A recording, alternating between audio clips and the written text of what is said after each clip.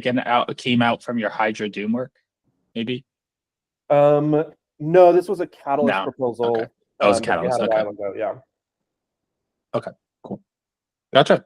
All right, well, I have that. I'll definitely, one of the things I mentioned, I have not done it yet, but I will be doing it before next meeting, is we're probably late to the game, but there's really no one great source for people to acknowledge or to, like, there's no Hydra Twitter handle. And so get something we can all share, but like it's nice to like just post in one place that people can be following. So not to say we shouldn't promote other places, but just kind of get the word out to people. So I was gonna get that, and you can do a shared hand, get it so it's anyone can, in the group can use it. Yeah. Noon, go ahead. Yes, I just wanted to give one other update that I forgot about. That Okay. makes me maybe slightly sad as a Haskell person, but I think we rewrote a few of our things, validators in Aiken, and they're way better. So life is good. So that's actually improved some kind of like performance characteristics. Like some of you may recall, there's like maximum numbers of parties you can have due to sizes, and just literally using Icon instead of Haskell has improved that. So it's funny, we actually had that discussion yesterday at a Midgard meeting.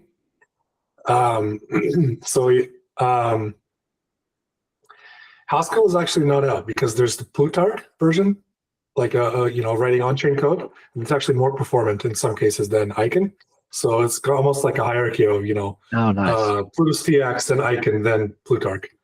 And so for Midgard, right now our approach is for some of our like heaviest code, like the one that really has to be performance, we're actually writing those pieces in Plutarch, and then we're stitching them together with Icon pieces that are more accessible by a wider range of developers.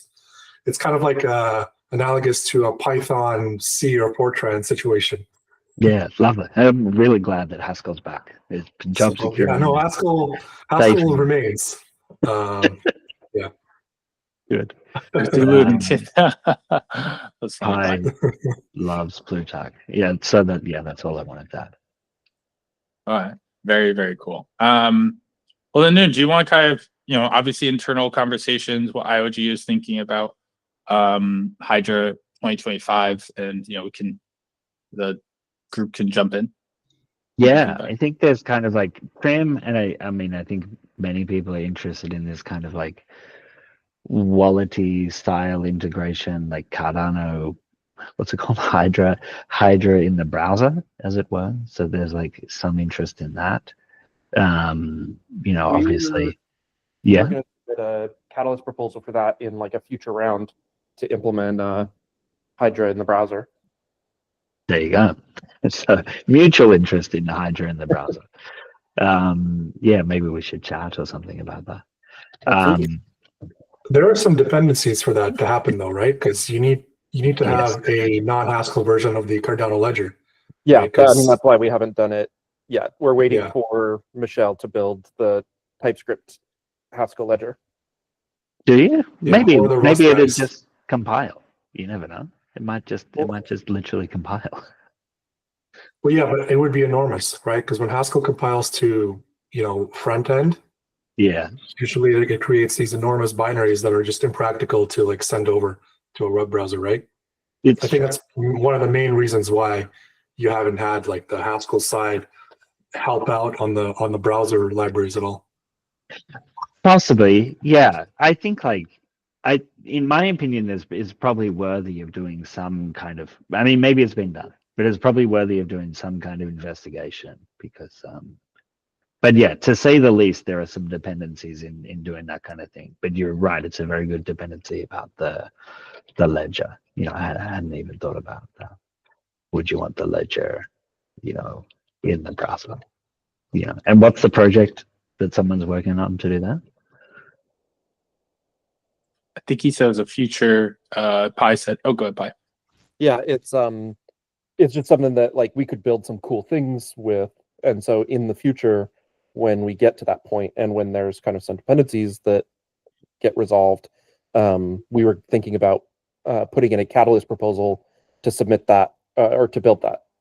Yeah. You yourself are going to do the ledger in the browser? I think Sandeep and I have the same. No. That's Who's- too ambitious for us. But we were gonna once somebody else had done ledger in the browser, we were going to use that as a component to build the Hydra to re-implement the Hydra protocol that you could run in the browser. Totally. Great. Good to know. I Okay, think cool. the most likely source of ledger in the browser is probably going to be via one of those alternative node projects, right? So the Rust-based node or Go-based node, the ones that can transpile to something that can run on a browser with less overhead than, you know, a Haskell-based transpilation. Right. Yeah. Right. Step So that's one. where I Rewrite expect node those in Rust. dependencies to come from. And then once they are in place, and I think they are working on them because they are working, like they need them to be able to implement those alternative nodes, right? Like the Rust-based stuff, for example. So once that exists, then something like Hydra in the browser becomes very feasible. And indeed, same thing with, you know, Hydra Zoa in the browser and maybe Midgard in the browser. Yeah. Something like that. Well, Midgard in the browser is probably a stretch, but anyway, Yeah. Everything in the browser. It's fine. Who needs? Yeah. Your fraud-proof, you know, validators in the browser. Put it all. Yeah. mean, There's why not, polls actually? happening in the browser. You know, why not? Yeah, for us, the other thing we were thinking about was like obviously the networking, right? Was the big part. So, but that actually might come together nicely depending on, you know, some of these alternate networking layers we were thinking about.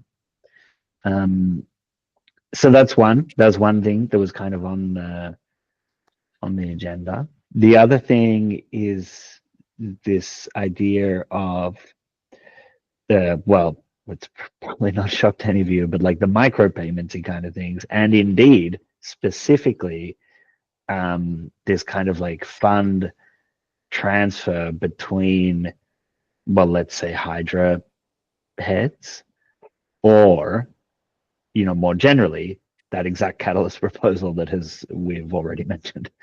So, you know, kind of like interoperability between different L2s in general. I think like, at least from kind of IRG side, there was like interest in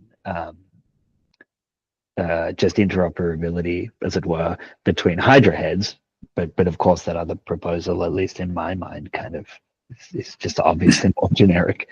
If you can talk to another L2, you know, in their language, surely you can talk to yourself in your own language. So those are literally like the kind of the two big things that have been discussed on our side.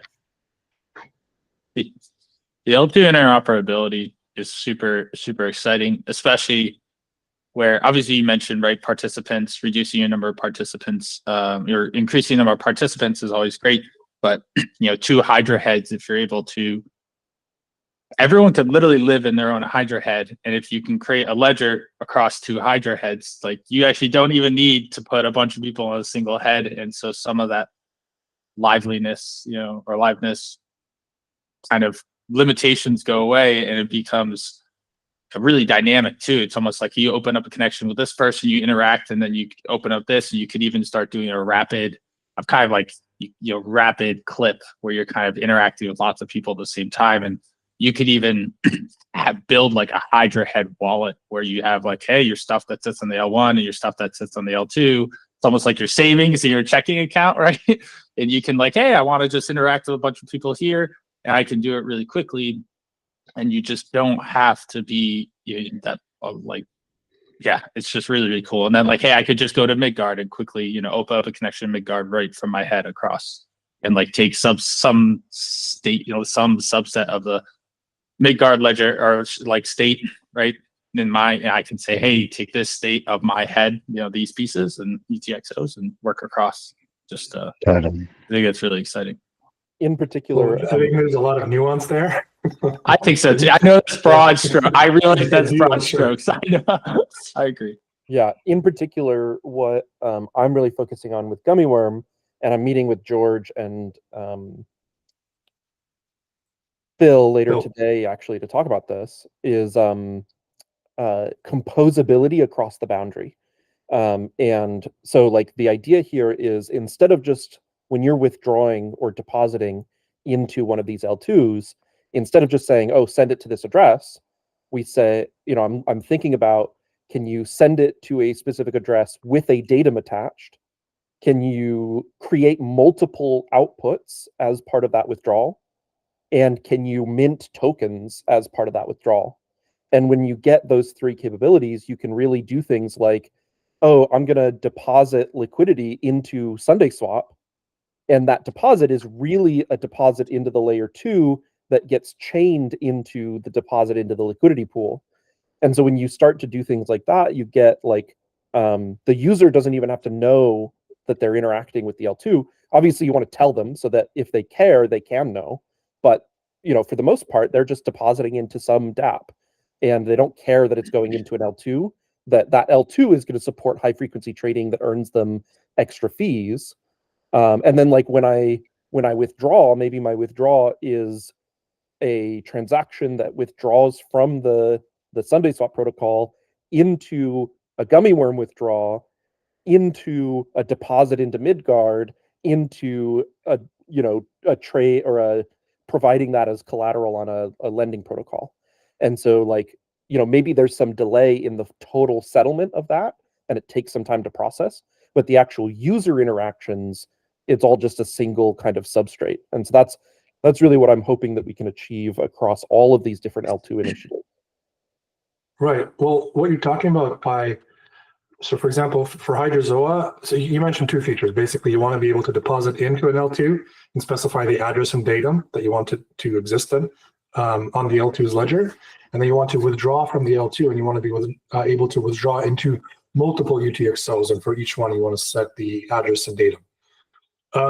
That's something that will exist in Hydra Zoa out of the box, because Hydra Zoa uses the deposit mechanism, right, where you deposit into a contract on L1 and you specify how you want that UTXO to look like, what you want it to look like on L2. Similarly, when you withdraw on L2, you also, you're saying, okay, these UTXOs are being withdrawn, right? And so we will recreate them in the same shape on L1, right, with with their corresponding addresses and and datums. So for Hydra Zoa, I think that kind of interoperability will be fairly straightforward. I mean, obviously, we'll see when we kind of implement those pieces more. For Midgard, I think it will be similar. You'll be able to deposit in a very similar way, and then have that be recreated in the L2 ledger state.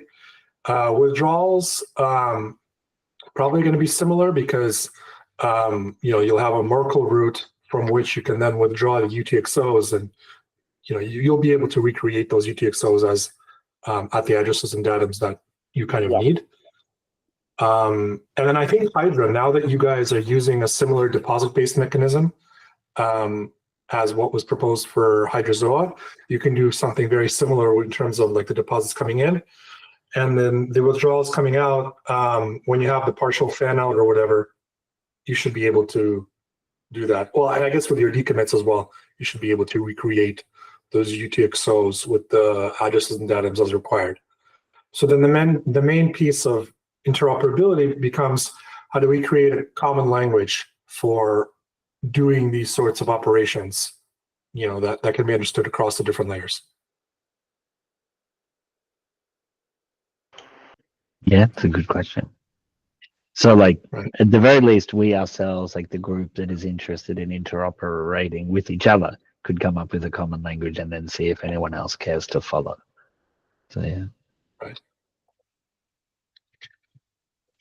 Seems like a good idea. Does someone want to take the lead and do that? Sounds like a great idea. Well, as George already called me out, I'm an IZS guy who so not a developer, so I don't know really exactly how one creates standards, but that's the conversations that we're having, right?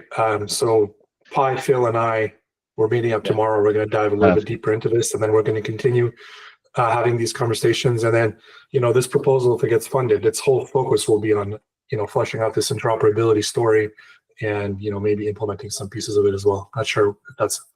I haven't seen the specific scope, but anyway, we're committed to kind of support that So yeah, and in a way, it's a mandate of this working group as well.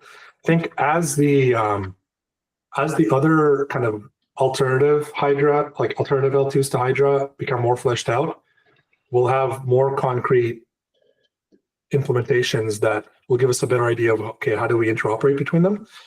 Totally. Yeah, so we'll have a kind of a we'll have an easier job of figuring that out then. At the same time, as Pi mentions every once in a while, it's also good to have these conversations early on, like now, because before we commit to certain design decisions on those alternative implementations. But yeah, we're mindful of the interoperability question because it is pretty key. I think to your point too, right? Having these conversations early on, you'd want to obviously allow for experimentation, which Ethereum did a really good job of, but they really never decide to have any conversations about it. To even just say, hey, how do you you can experiment however you want, but let's just talk together very early on, just talk interoperability. They never had that conversation. So if you have it now, even just one smaller subsection, it's potentially, avoid some of that fragmentation that we really, they're struggling with and still struggling with today. Yeah, for sure. Cool. Hydra Rose on networking market payments. I mean, those, I think the ones you listed off, those are all make a lot of sense to me. Like the interoperability piece, obviously ease of using Hydra in a browser. You obviously need to figure out your networking layer and how that communicates. Yeah. Oh yeah, Noon, I want to comment about something that you said a little earlier. I would distinguish the interoperability between Hydra heads versus the interoperability between Hydra heads and other L2s in a sense, because some of the methods for interoperating, Hydra heads are different from what you would do if you want to interoperate with something else. So the kind of Lightning Network style hash time locked contract approach, right, where you lock something over here and then transfer it over there to another Hydra head and creating those paths, right? So like having a network of Hydra heads that gossips about each other's links, like within the network, and allows anyone to find a path through this network. I think it's something that's going to be probably more unique to Hydra and Hydra similar L2s that tend to be dispersed into multiple systems that are networked together like that. Whereas something like Midgard tends to be more monolithic because it doesn't need to restrict the number of parties per instance, right? So it can host a whole ledger, right, all in like one place for Midgard, right? And the only reason you'd have instances for Midgard is if you want to tweak and specialize some of the parameters, right? Like, for blocks or for the way the blockchain works, like on that ledger, right? And so probably the, like Hydra and Hydra-like protocols will have their own interoperability thing, and potentially between Hydra and Hydra Zoho, for example, might have some HTLC-based, transfer process or something that will be different than, like from the interoperability between these decentralized network L2s and the more monolithic ones like Midgard. Totally. I'm It's a very reasonable. Something Yeah, to I'm going to consider. jump in for 1 second. Sorry, I'm going to jump. I actually think I should probably be back in 5 minutes. This meeting should be relatively short. But I did just post, George, this is the research paper that the proposal is based off of. And really, it's the idea is like creating state the machines internet across. Hydra. Okay, yeah. So that's It's another kind of like approach. across. Right? That's an Yeah, alternative to the isolation. HTLCs. Yeah. Right. I'll be back. I think we've discussed it a little bit in previous meetings. I missed like 2 or 3 meetings, so it might have been like a month ago. That the Interhead Hydra approach has some limitations because, in terms of scalability, because there's you basically need to construct a virtualized Hydra head from 2 Hydra heads, and every time you do that, you just it's like a towering layer, like of layers of overhead, right? Like, you try to combine one virtualized Hydra head that is composed of 2 with a third Hydra head. Right now, you get more overhead. So that's going to be somewhat challenging. And there were some ideas that were kind of considered, I think, in terms of braiding, where you kind of do this on demand as any transactions try to interact between two Hydra heads, similar to what Radix does. Not sure if your research team on Hydra, in Hydra, dove any deeper into that after that discussion, but anyway. Yeah, that I have no idea. That's a very good question. But yeah, I completely see what you're saying about the L2, like the different kind of like interoperability, IO with ourselves versus others is like quite different. I agree. I think the main thing I was thinking in my head is I don't want to go around talking about how we're interoperable with other L2s, and then someone's like, well, what if I run another Hydra head? Can you talk to that? The answer best be yes. So Right. yeah, I suppose like, that's going to be a kind of an early focus, I guess, that work. But I honestly also like Sebastian and others are leading that one, so need to lean on them to see what they're Well, you're back already, Perry. That was extremely. I'm running like an interview process, right? I need to hire someone, and some employees moving between departments, so I had to kicked it off, and someone jumped in immediately. So to do their 30-minute part piece of the interview, and so I was like, okay, great, you're already in here. I'll just jump right back out. So busy day. Welcome back. So I kind of missed George, right? So at least one reason I think you probably all talked about, the reason I suggest that, because like supposedly, right, and once again, I'm not technical, although I understand I'm not a developer, right? But the idea behind this, it allows you, it's kind of the evolution of like HTLCs, right? And this concept, with and remove some of those limitations. Now, to your point, it may not make sense, for like Midgard or whatever else. But yeah, the comparative benefit is that HTLCs, all you can do is send funds across. You can't combine state.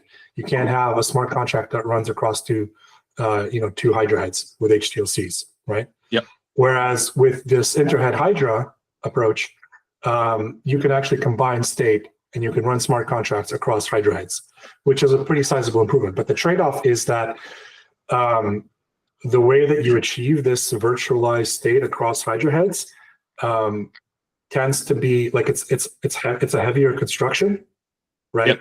And it doesn't allow you to as easily make like multi-hop routes, right? Across the network of Hydra heads. So it's a little bit more limited in terms of the scaling of these sorts of interactions, right?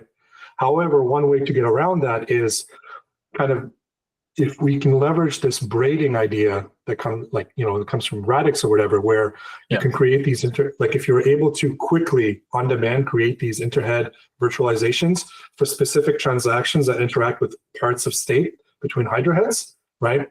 Then maybe you can be more lightweight, and that would improve its scalability. But it seems like it might be a fairly challenging thing technically to do. And would require quite a bit of R&D, whereas HTLCs are much, much, much simpler. Like they're dumber and simpler, right? But they can get the job done for things like micropayments between user wallets on Hydra, right? Whereas the kind of smart contract based stuff, if you need to share it across Hydra heads, we'll have to wait for the interhead Hydra construction, right? And face the scalability trade-offs there. So I think it makes sense, right? Like, so it sounds like the interoperability proposal and Catalyst they're working on is right. It's more that R&D, right? It says, okay, hey, let's take 6, however many months to figure out what that looks like. And obviously, you're talking about, hey, what can we do more? What's like strategic versus more like tactical? What can we kind of start doing now to moving towards that? Like. Well, judging from the milestones in the proposal, and just I'm reading now, it won't just be R&D and come up with a paper. I think there will be some proof of concept at least. Oh yeah, of course. Implementation there for this stuff. So it'll be at least a starting point, I think, for that. Is that right, Pi? Sorry, what was the question? Oh, are you, by the way, are you involved Pi's in, not in Pi's the not involved in this one. Is Phil oh, is. okay, never mind, Phil's sorry. involved. That would be more of a question to Sebastian and Phil, I guess, both of which are missing. But anyway, just reading from the description of the milestones in the proposal, it seems like they're going beyond just like writing up a little bit like a research paper. They're actually going to dabble in like some implementing at least a proof of concept or something between two L2s.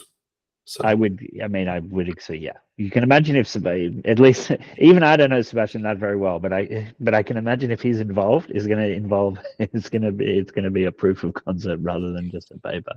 Would be my guess. for sure. Lovely. I do want to raise something that occurred to me yesterday.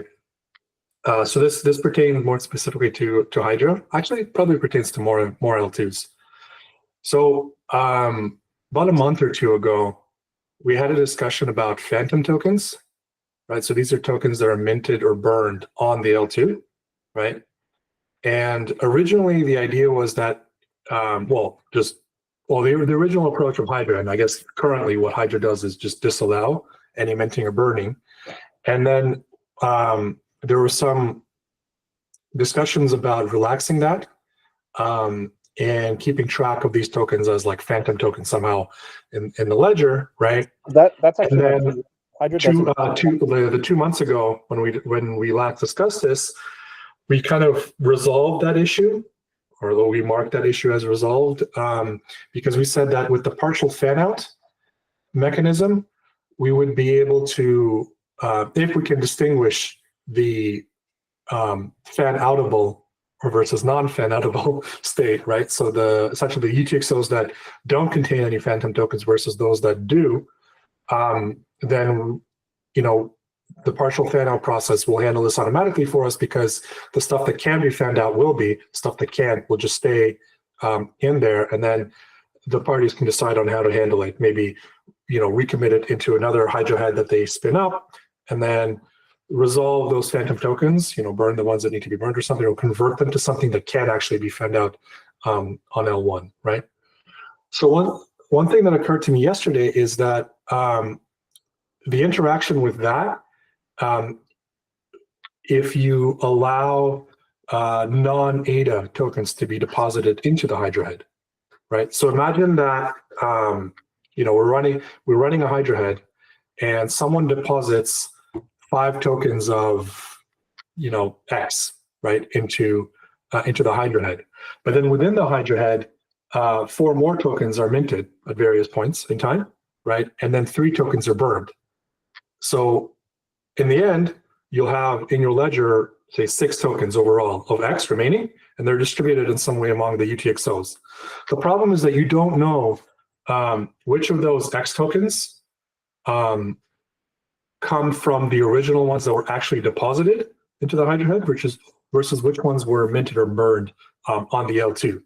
So you don't actually know how to properly distribute the actual X tokens that exist, right, that were locked in, the L1 contract for Hydra among the L2 participants.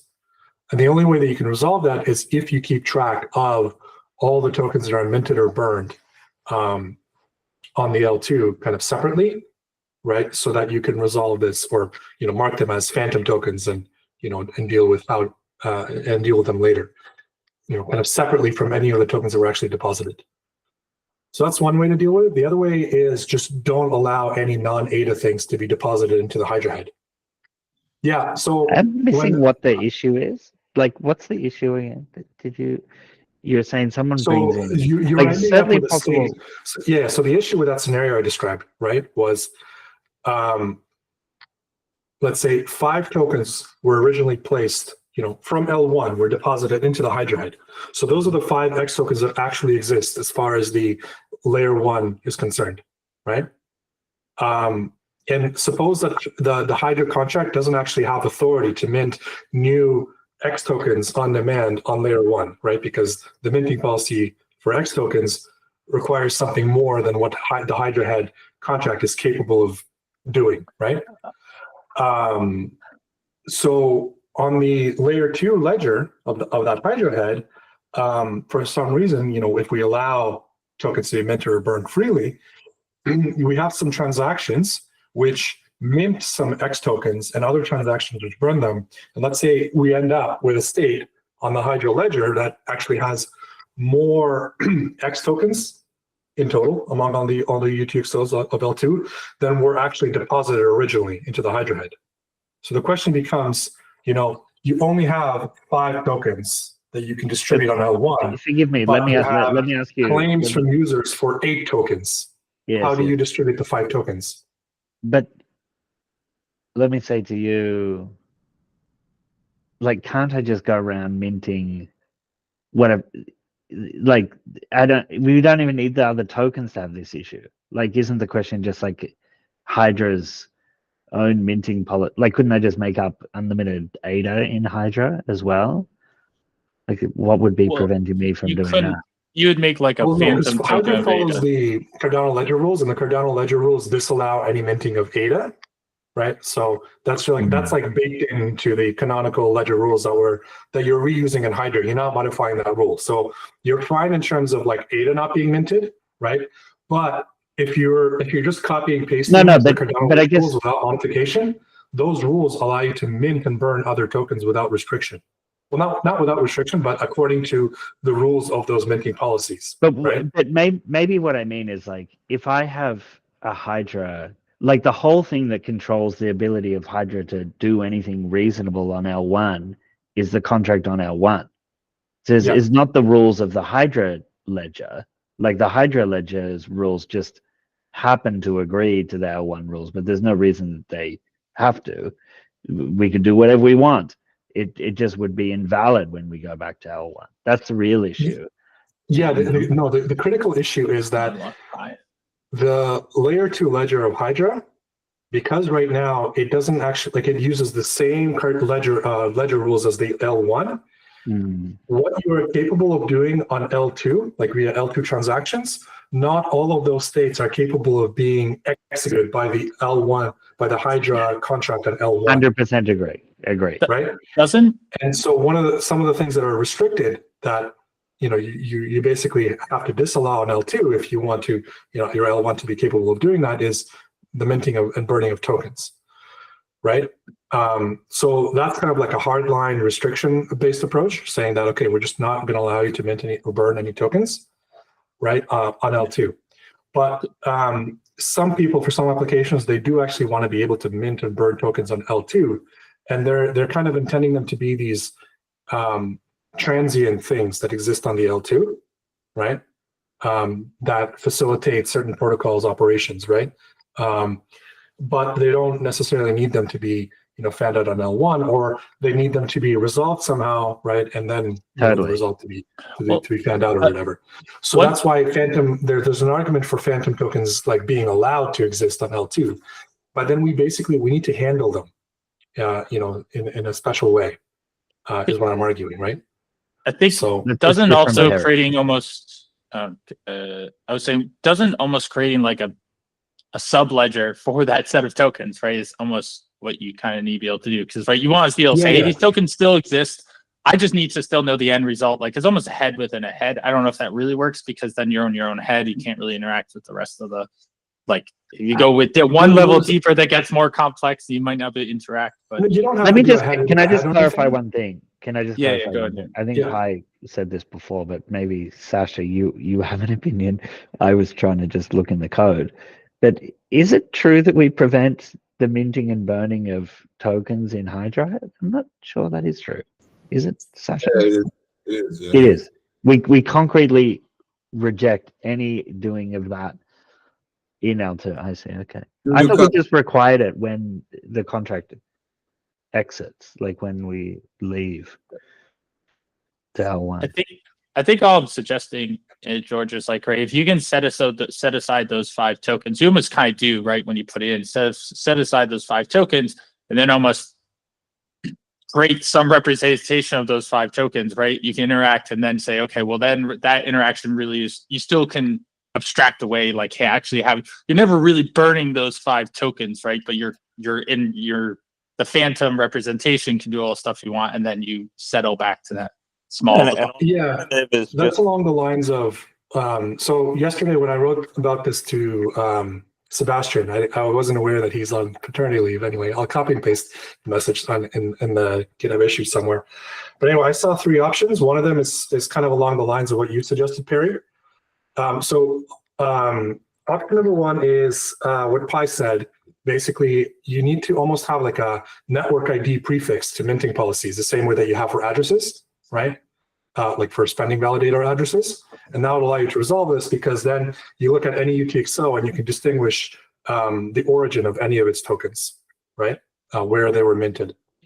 The second option is to have an extra field per UTXO for phantom tokens, right? So, in the L1 ledger for Cardano, we have, every UTXO has like a value field, which contains the map of all its tokens.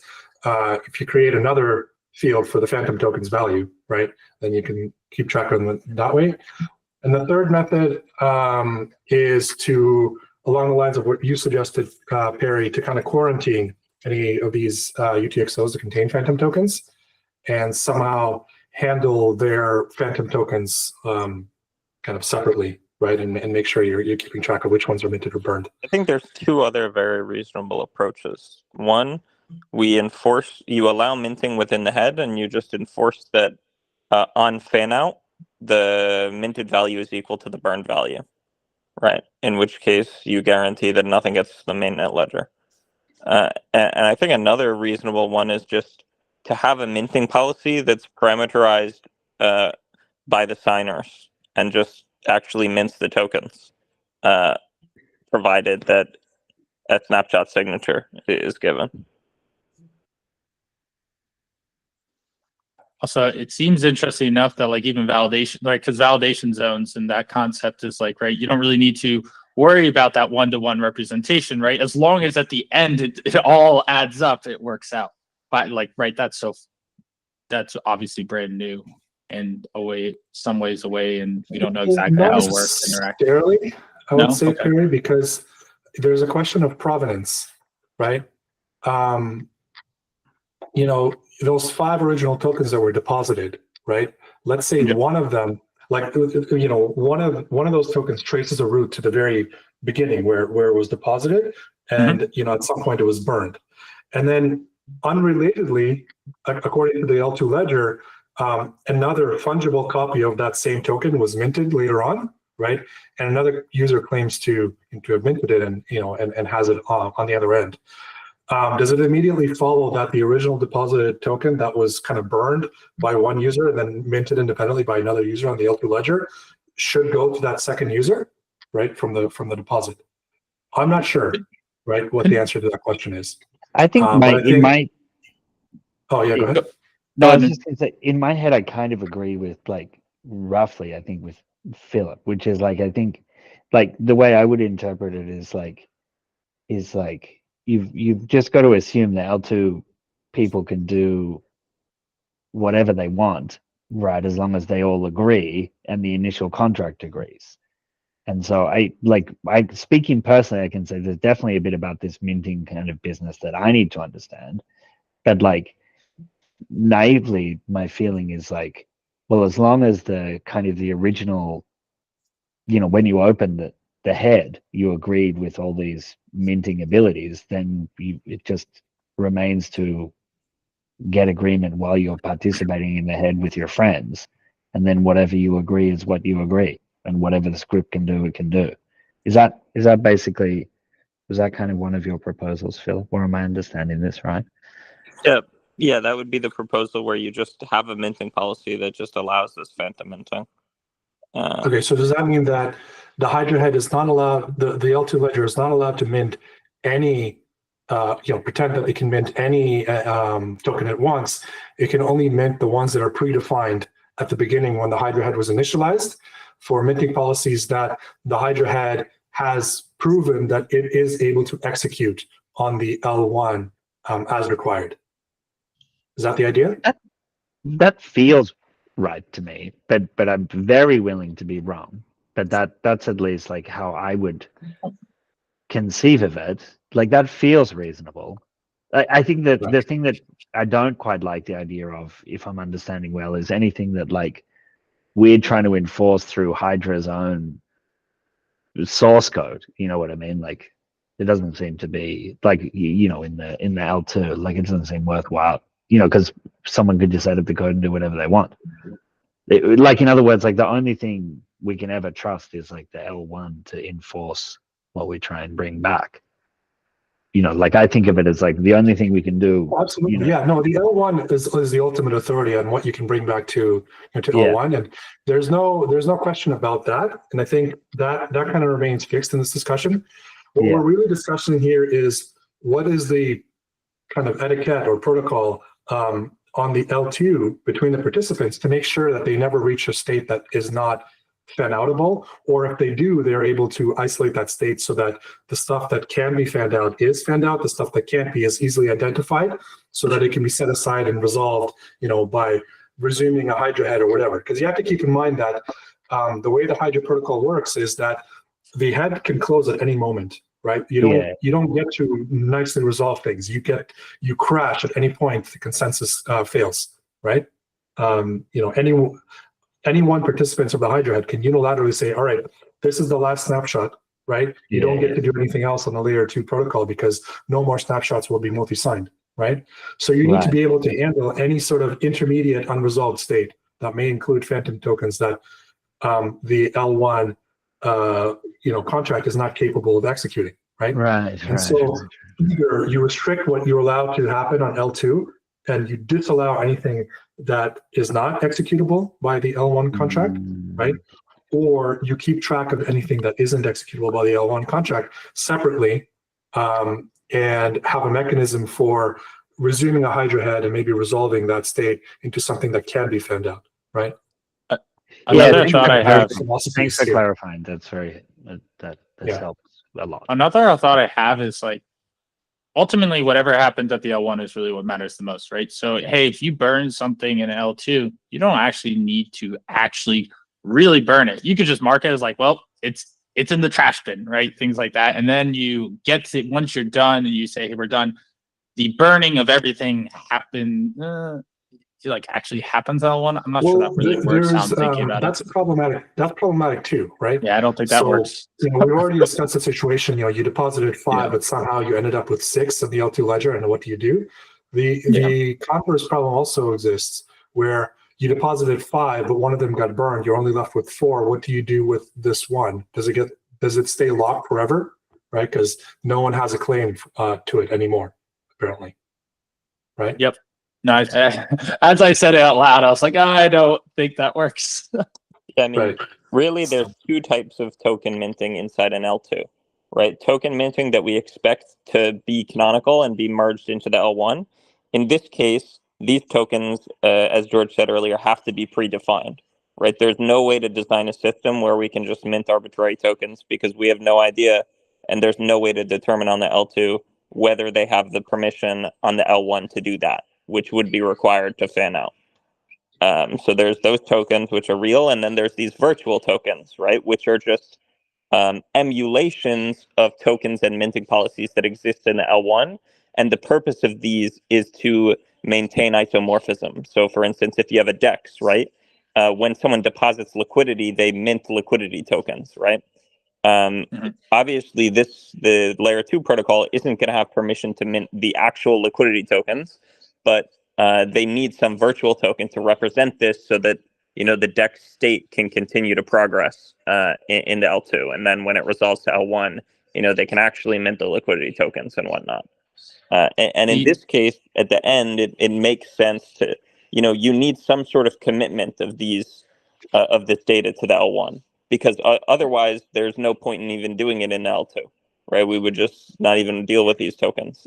So, yeah, even though we can't mint the tokens, we'll have to either, have some virtual representation that's injected into datums in the L1, or like mint tokens with with like a Hydra policy, and then have those go to the L1, and then have some way of, translating those to the actual tokens, etc. Okay. Yeah.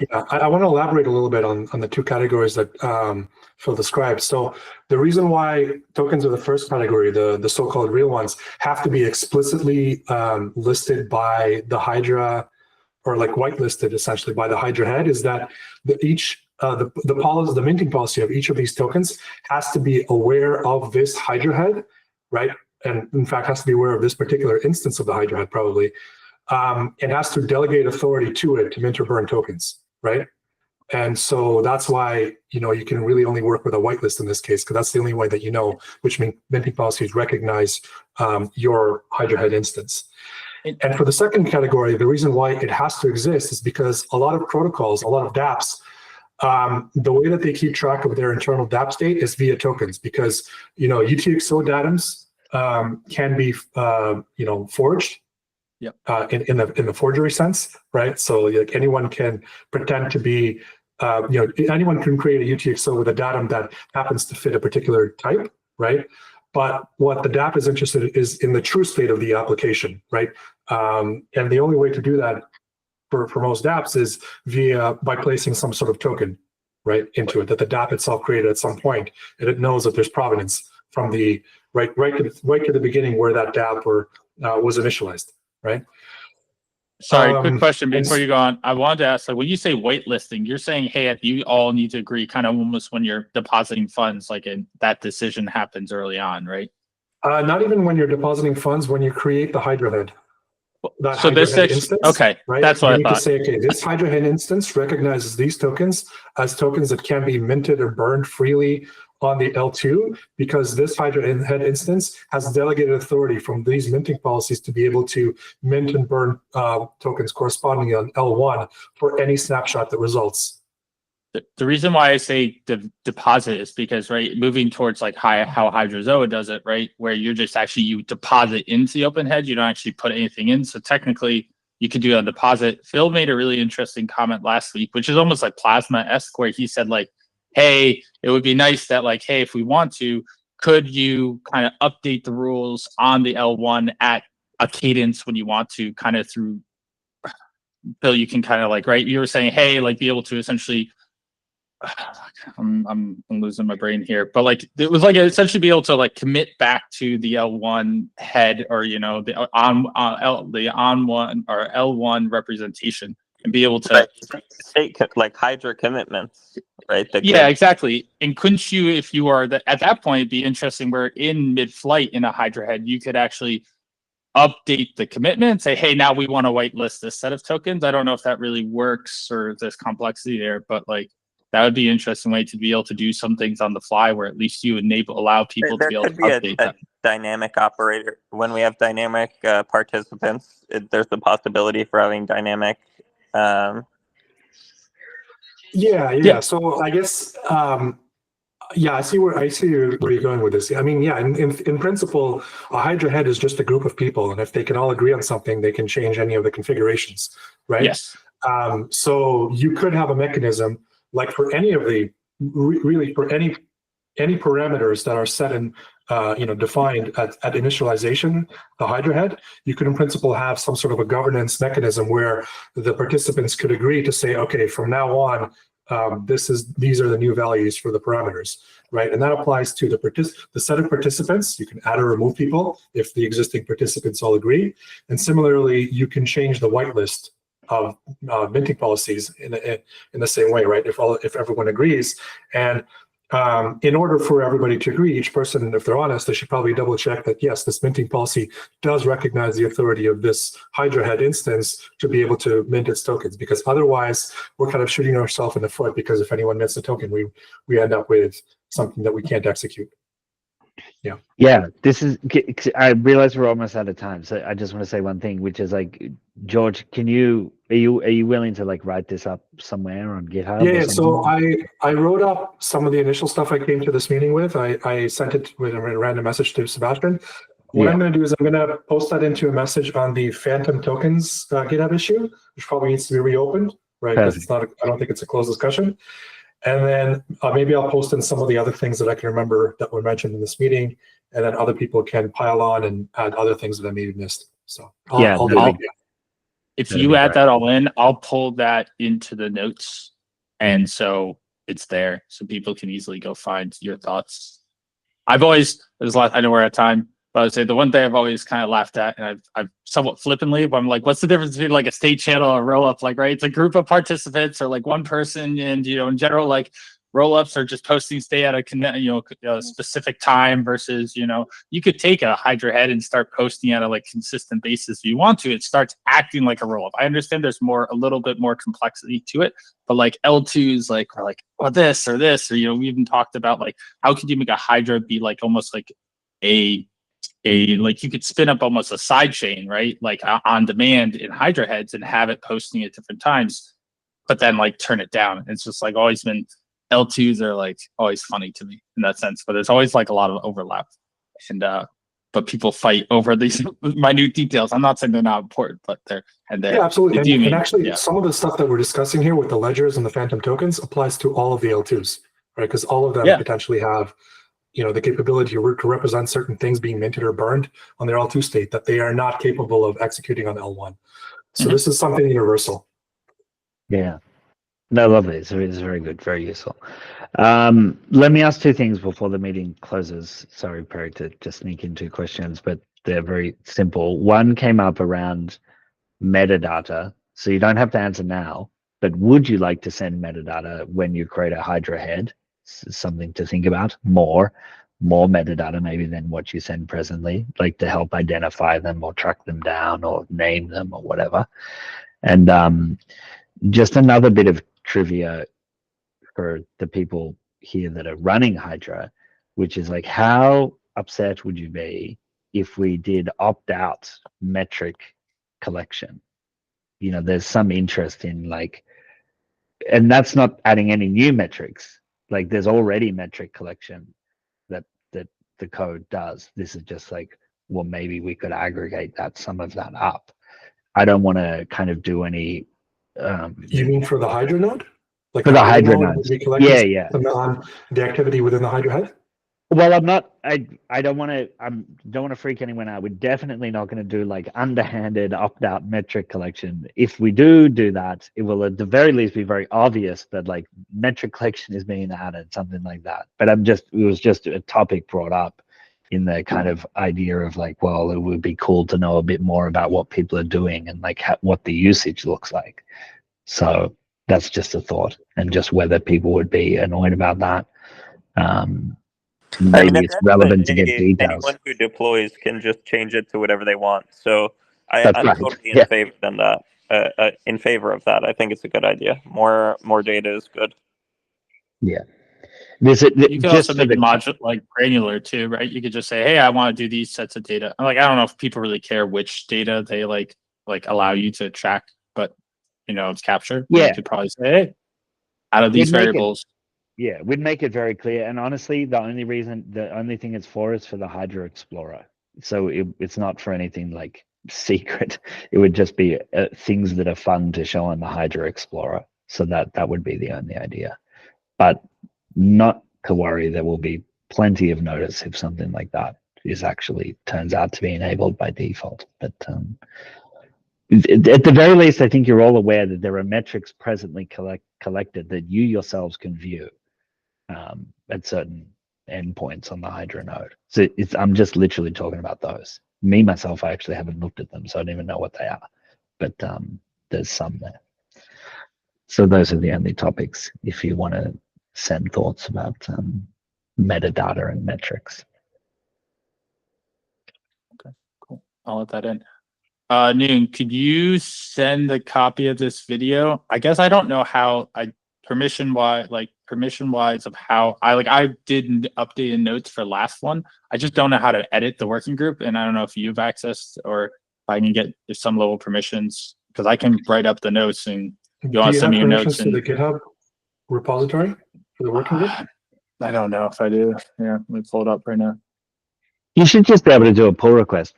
If not, I think that should get then that's fine. It's like I've never done pull requests. I'll do a pull request and add it in. Yeah, I'll go figure it out. Sweet.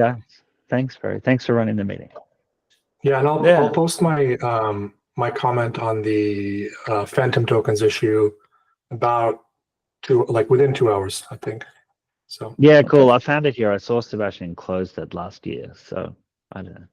But I'm going to reopen it right now, and then he all can right, great. deal Cheers, with guys. it. Thanks. Thanks, everyone. See you Bye. later. Bye.